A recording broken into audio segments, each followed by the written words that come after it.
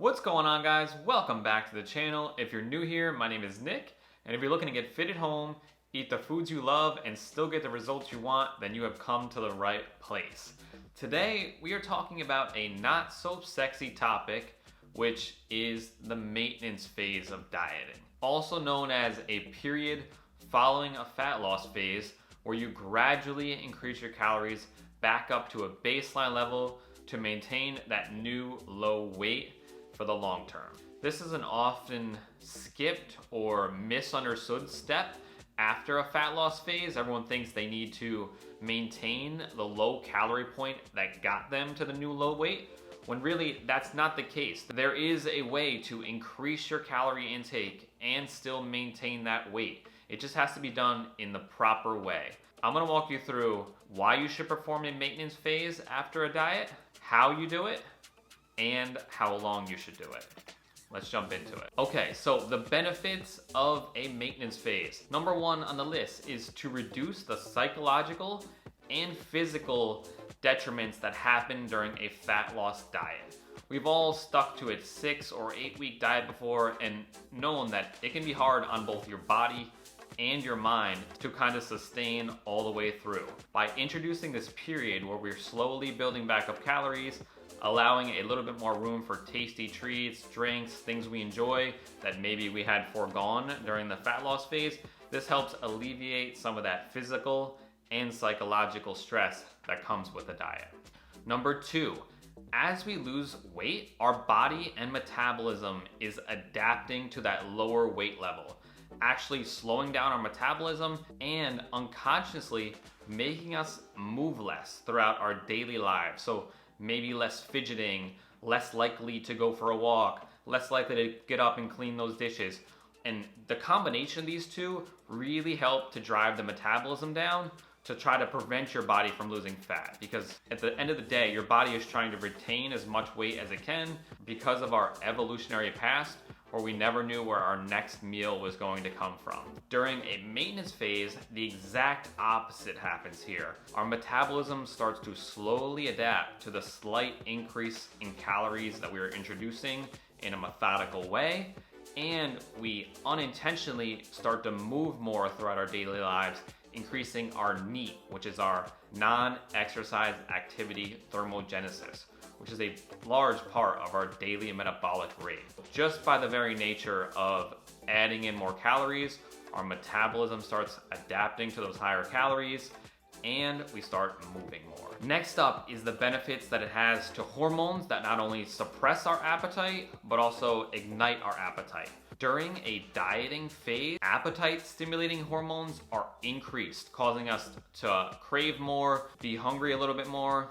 At the same time, appetite-suppressing hormones are increased. So everything in our body is fighting us during that fat loss phase.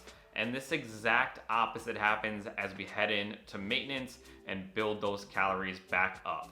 So not only does this maintenance phase have a huge impact on our hormones and metabolic rate, but it'll also allow us to recover a little bit better from a muscle recovery standpoint, as well as a connective tissue standpoint. When you're on a low calorie diet, you tend to get beat up a little bit easier, you are more prone to injury. So having this phased post-diet can really help with preventing the loss of muscle and the recovery of connective tissue. And last but not least is the effect it has on minimizing the chances of a rebound fat gain.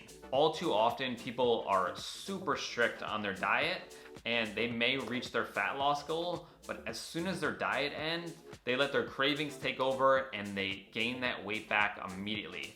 Tons of studies show that a lot of people know how to lose weight. Most people don't know how to keep that weight off. So the introduction of this maintenance phase can be crucial in kind of preventing this yo-yo effect that constantly happens to a majority of the population out there. Now that I've walked through some of the benefits of going through a maintenance phase, let's talk about how you go about implementing this into your diet after a fat loss phase. So for fat loss phases, I like to set a strict timeline from 8 to 12 weeks with an end goal in mind. Now, the key here is to go into maintenance whether you've reached your goal or not. Too many people slip up during that 8 or 12 week timeline and they want to extend the diet for longer.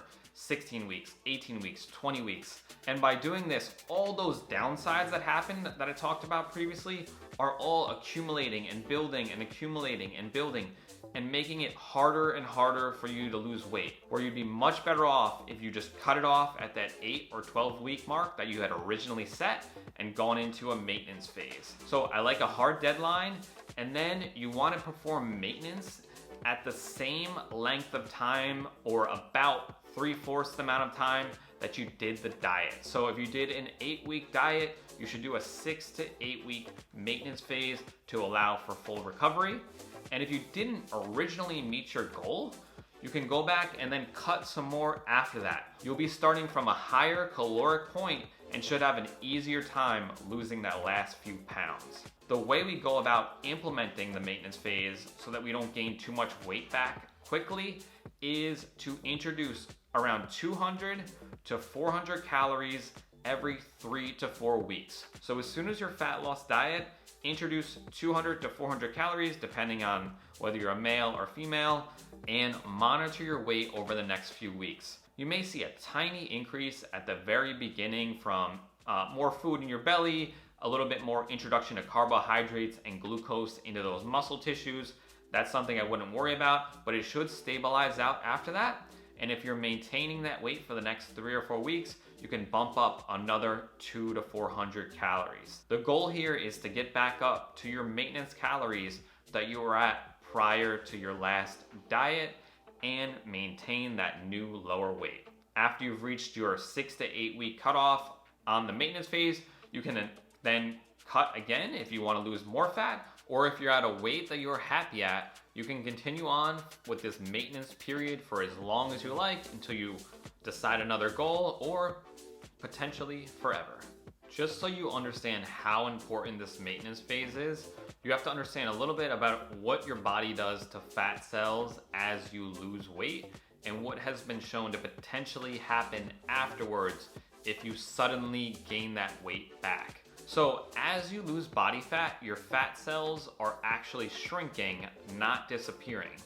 And if you are to then gain that weight back very quickly after a fat loss phase, you actually grow those cells bigger again, and you could potentially multiply the fat cells, which could then put you in the position of having an even harder time losing fat down the road, because now you'll have even more fat cells than you started with before the first diet. This is why you see so many people struggle and yo-yo throughout their life, and they think that their metabolism is really slowing down as they get older.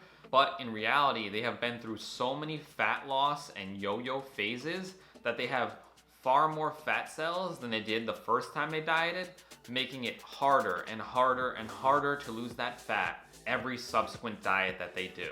Okay, so now that we've covered all the benefits of a maintenance phase, how to perform it, and how long to do it for, you should be pretty sold on the necessity of this maintenance phase after your next diet. If you have any questions, feel free to leave them down below in the comments section. Message me directly. I'd be more than happy to help. Thank you guys for watching the video. I hope it was helpful.